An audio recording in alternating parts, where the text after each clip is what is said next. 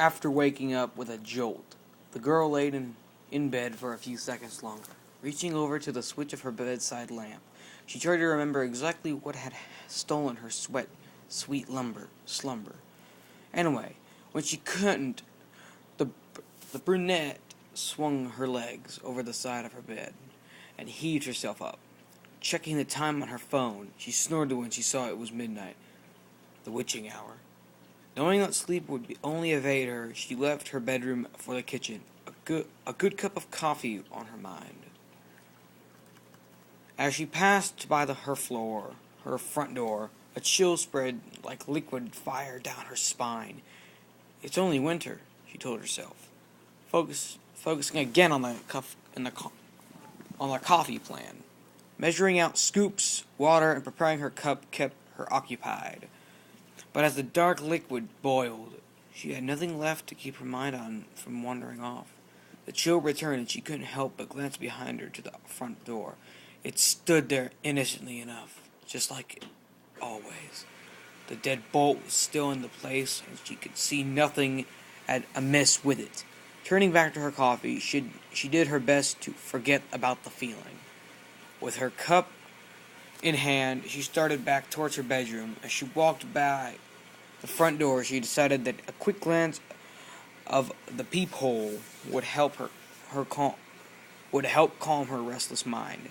The chill worsened with each step she took towards the door and further away from the safety and warmth of her blankets. She pressed her empty hand against the cold metal and took a deep breath before leading her eye to the peephole. At first, she could see only an inky blackness and somehow seemed to swirl in itself.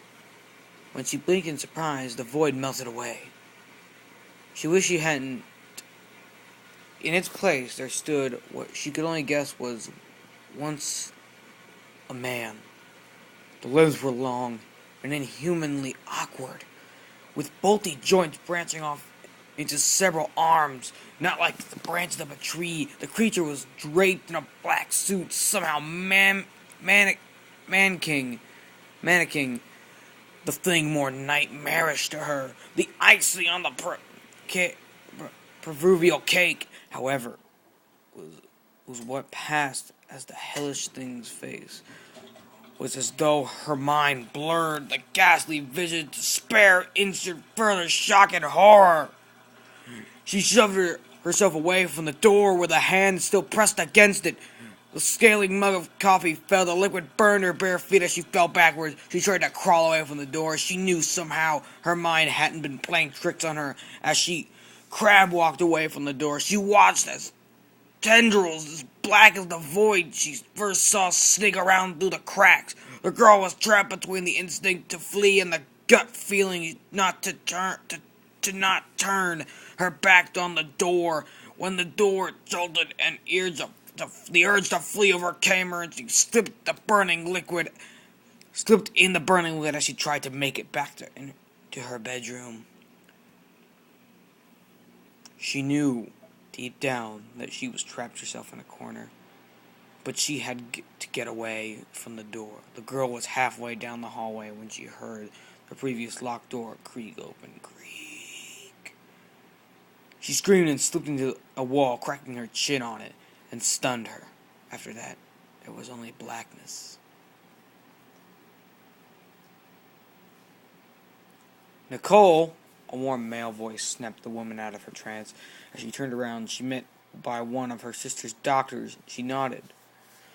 Not sure if she should say anything, or even if she could find her voice. If she did have something to say that morning, she had gotten an urgent phone call from the hospital saying that her sister Lindsay was there before they had even let her see.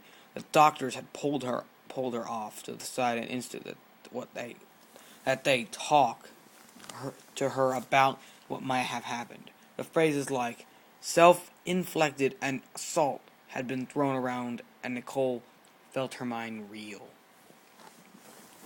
Still, she still hadn't fully understood what they had been saying until she saw Lindsay with her own eyes.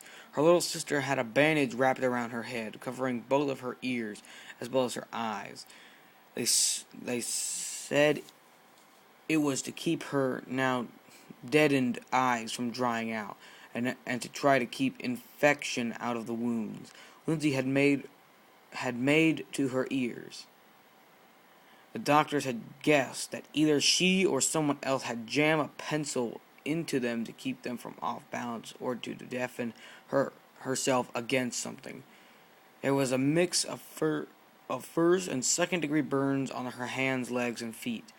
From what was assumed to be the coffee her neighbors found spilt all over the entry of her apartment. As Nicole walked into her sister's hospital room, the first time she thought she had spied the silhouette of a man in the window. She knew was impossible. Her sister's room was on the third story of the hospital.